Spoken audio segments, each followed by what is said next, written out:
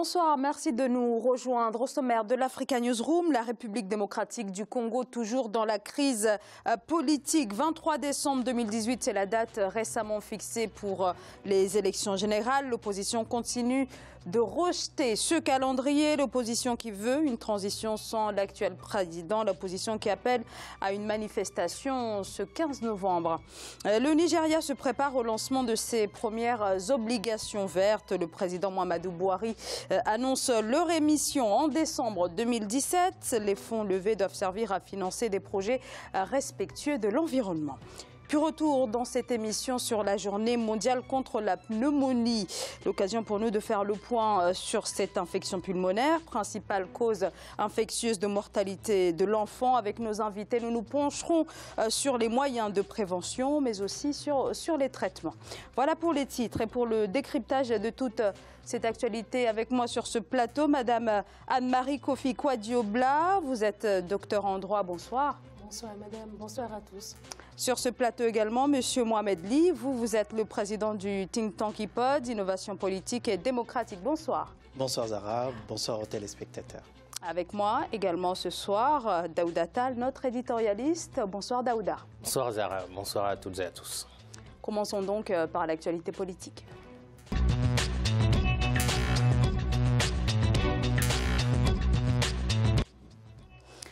Le bras de fer se poursuit donc en République démocratique du Congo autour de la date des élections générales qui comprennent l'élection présidentielle. La date du 23 décembre 2018 est loin de faire consensus. L'opposition y voit un moyen pour le président de la République de se maintenir davantage au pouvoir. Pour l'opposition, rien n'empêche pourtant l'organisation des scrutins un peu plus tôt. C'est un reportage de Jacques Amboka.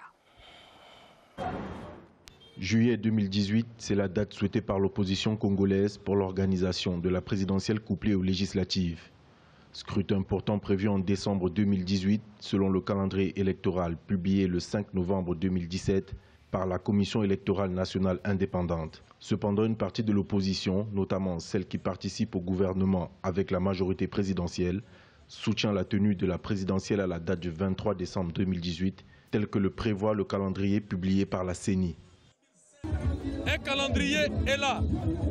Il faut le considérer comme une opportunité pour permettre au peuple congolais enfin d'aller aux élections. C'est vrai que ce calendrier comporte quelques contraintes. Contraintes légales, contraintes financières, contraintes sécuritaires. Il est clair que les contraintes sont faites pour être minimisées. Et ici, j'en appelle à la responsabilité du gouvernement dans lequel j'appartiens, pour que nous puissions faire notre travail, et nous allons le faire.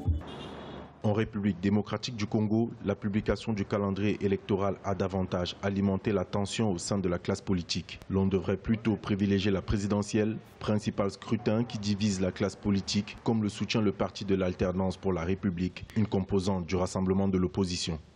Nous avons proposé un calendrier alternatif et qui permet à ce que les élections puissent se tenir valablement au mois de juillet de l'année prochaine, et ceci est possible à la condition effectivement qu'il y ait la volonté politique possible. Nous continuons à mobiliser notre base, à mobiliser la population congolaise parce qu'il est encore possible de changer les cours de l'histoire et nous allons le changer. L'Union africaine et la communauté internationale sont favorables au calendrier publié par la CENI. Rejetant ce calendrier, plusieurs partis de l'opposition se joignent au mouvement citoyen pour une série de manifestations avec une marche pacifique ce mardi 14 novembre 2017 dans les grandes villes du pays. Objectif, exiger une transition sans le président Joseph Kabila. Anne-Marie Kofi, si finalement l'opposition congolaise souhaite avancer ces élections, c'est que finalement elle n'a aucune garantie quant à la tenue quant au respect de ce calendrier, ni même si ces élections vont pouvoir se tenir un jour. Alors, une transition sans le président Joseph Kabila, c'est ce que souhaite aujourd'hui l'opposition congolaise. Est-ce que ça ne serait pas finalement la meilleure garantie quant au respect de ce calendrier et à la volonté aussi du président Joseph Kabila de céder le pouvoir ? D'abord, il faut faire une différence entre l'organisation des élections et la tenue. L'organisation, c'est un processus. Est-ce qu'il faut dire qu'en attendant de trouver une date de la tenue des élections, le processus a été engagé. Le processus commence par l'identification des électeurs, l'identification des bureaux de vote. C'est tout un processus donc, qui aboutit à la tenue de l'élection. Dans un second temps, est-ce qu'on parle de transition sans le président Kabila?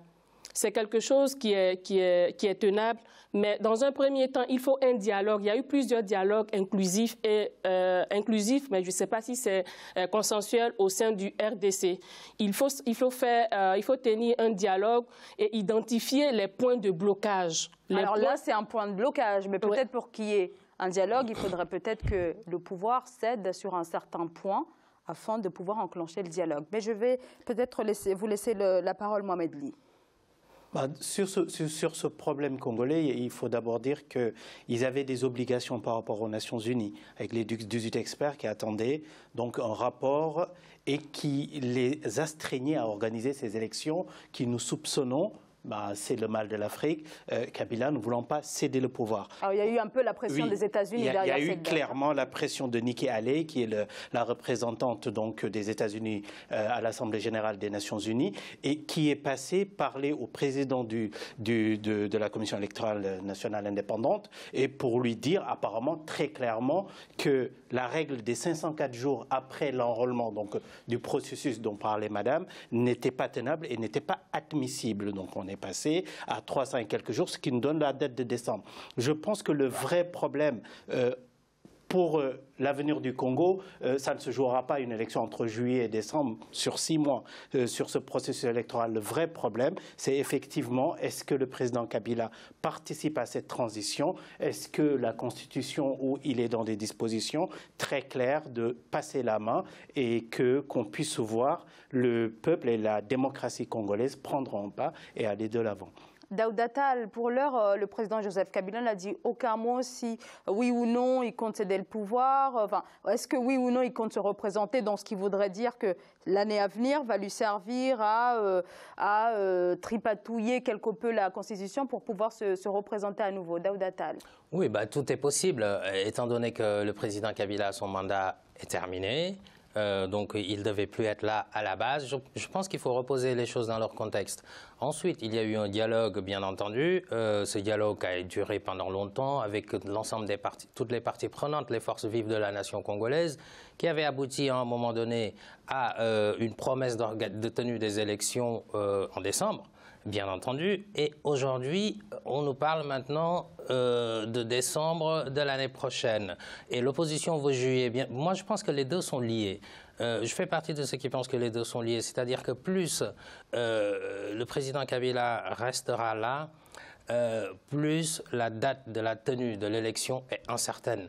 Bon, les États-Unis ont fait pression, bien entendu, avec l'ambassadrice Nikki Haley, mais en même temps, j'ai envie de dire, si le pouvoir en place aujourd'hui en RDC écoutait quelqu'un, les élections seraient organisées depuis longtemps, parce qu'il y a eu quand même un certain nombre de oui, mais demandes quand même, la fixation de la date du 23 décembre coïncide avec la visite de la délégation américaine, donc on ne peut pas non plus éluder...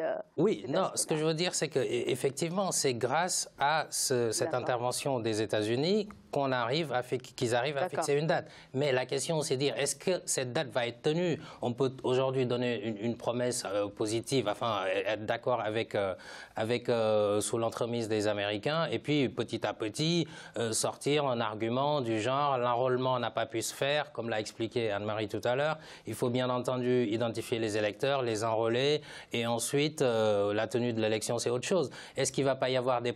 Parce que quelqu'un l'a dit quelque chose qui est quand même inquiétant dans le reportage. Un des intervenants disait les contraintes sont à minimiser. D'accord ? Il y a certes des contraintes financières, des contraintes sécuritaires, etc. Pour moi, aucune contrainte n'est à minimiser. Et bon, c'est pas étonnant qu'il soit du camp du pouvoir d'ailleurs, celui qui intervenait. Et à un moment donné, je pense que ces contraintes sont à prendre très au sérieux. Et c'est ces mêmes contraintes-là qui pourraient devenir plus tard un prétexte malgré qu'on ait fixé aujourd'hui une date. Donc l'opposition a bien raison de considérer que le plus tôt possible sera le plus sûr, donc juillet 2018 plutôt que décembre 2018. Excusez-moi, Anne-Marie Kofi. Oui. Oui, alors avant la fixation de cette date du 23 décembre, on avait quand même eu 3 autres dates, à savoir le 27 novembre 2016, qui, elle, était fixée par rapport à la Constitution. On a eu ensuite celle fixée dans le cadre des accords de la Cité de l'Union africaine. On a eu encore celle fixée après l'accord de la Saint-Sylvestre, donc qui prévoyait des élections avant... cette année, avant décembre 2017. Pour cette date du 23 décembre, est-ce qu'il s'agit d'une date définitive ou là, c'est une date approximative? On ne peut pas se prononcer là-dessus parce que le président, celui qui est concerné, ne dit rien. Le président ne dit rien et l'opposition est divisée. Je prends un exemple de l'accord qui avait été signé, je crois, l'année passée, en octobre, plus précisément le 18 octobre 2016. M. Eden Kodjo était le facilitateur et l'opposition a pris part à aux conditions qui ont abouti à la signature de cet accord en rang dispersé. Une partie de l'opposition qui a pris part a été dénoncée par l'autre en disant que oui, cette partie de l'opposition est à la solde du gouvernement. Du coup, on ne sait vraiment pas. C'est pourquoi moi, tout à l'heure, j'ai dit, est-ce qu'il ne faut pas tenir un état général ou des états généraux de la situation, de la crise politique en RDC pour savoir ce qui ne marche pas.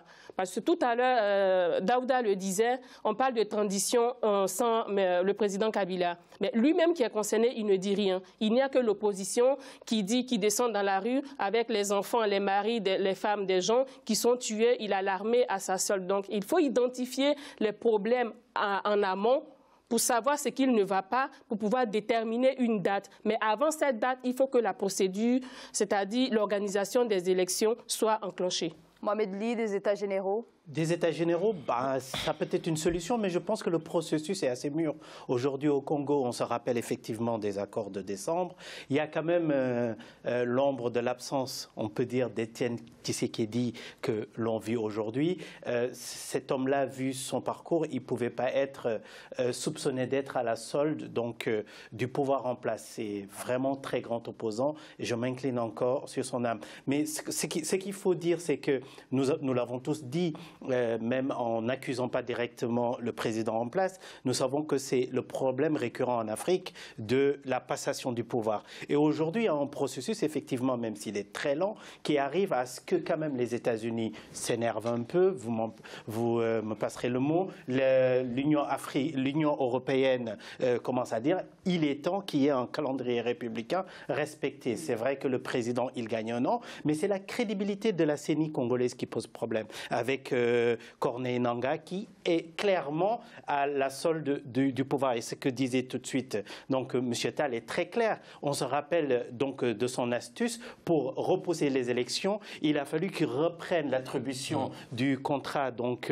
des cartes numérisées chez eux et pour dire voilà le processus n'est pas mieux. Donc ils trouvent toujours des subterfuges et des moyens et ça c'est pas nouveau sur notre continent. Je pense qu'à marche forcée, nous allons en tout cas vers l'autodétermination du peuple congolais par rapport à ces élections-là. Et à part la participation ou pas, je pense, du président en place qui peut être très déterminant, il faudra voir comment faire performer le dialogue dans ce pays-là qui a son histoire, qui, rappelons-le, a des conflits internes. Il y a la région de Kasaï qui n'est vraiment pas stabilisée. Tout ça, c'est un problème. C'est une des conditions pour qu'on puisse avoir ces élections-là. Et comme l'a dit l'Union africaine, de façon assez claire, il faut absolument que cette date-là puisse être tenue et que de ces élections-là puisse sortir l'autodétermination. Est-ce qu'elle vaut quelque chose véritablement, cette date ? Oui, moi je pense que finalement. Oui, c'est juste une date, mais elle vaut quelque chose parce qu'il y a un engagement derrière. Il faut quand même dire c'est une victoire diplomatique du président Kabila quand même pour avoir avec l'assentiment de la communauté internationale quand même, qui valide cette date, l'Union africaine, les États-Unis, l'Union européenne. Alors c'était donc pour rassurer la communauté internationale, mais qu'en est-il pour les Congolais?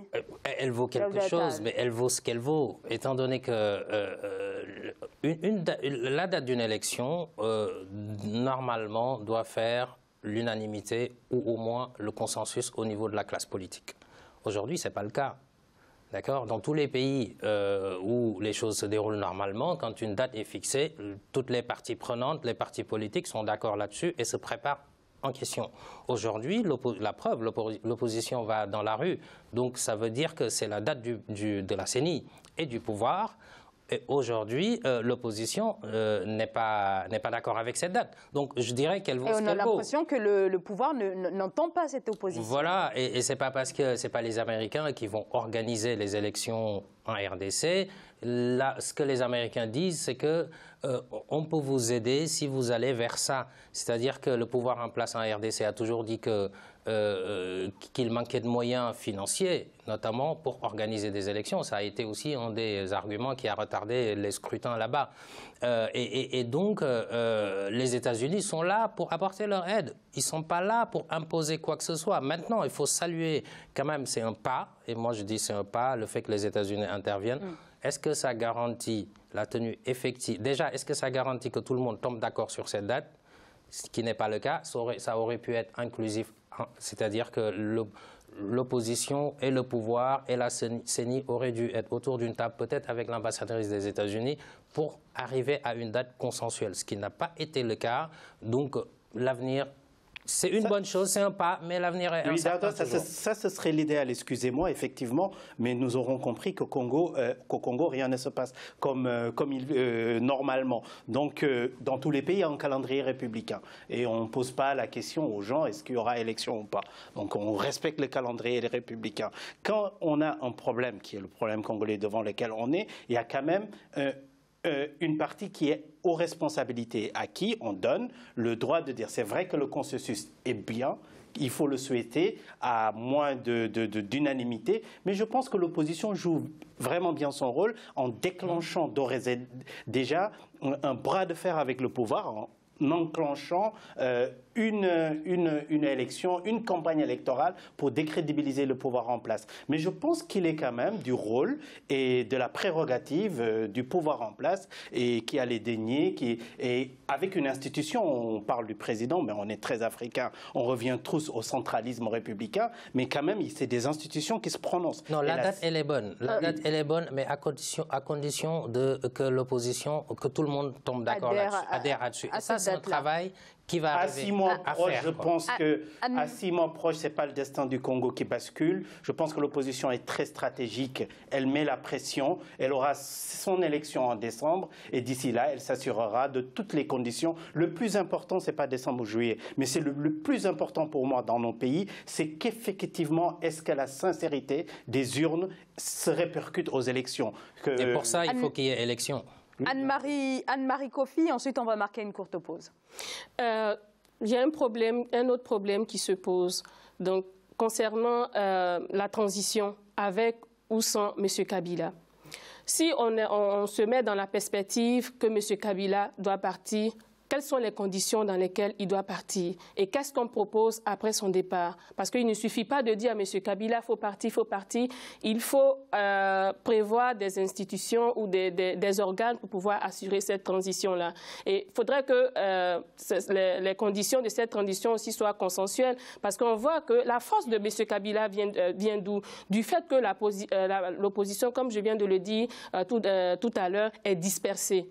Alors que si l'opposition est forte, elle peut mener un bras de fer face au pouvoir en place qui refuse de partir. Alors justement, sur cette dispersion de l'opposition, on va continuer d'en parler, mais on va marquer une courte pause. On se retrouve dans quelques instants sur ce plateau avec nos invités.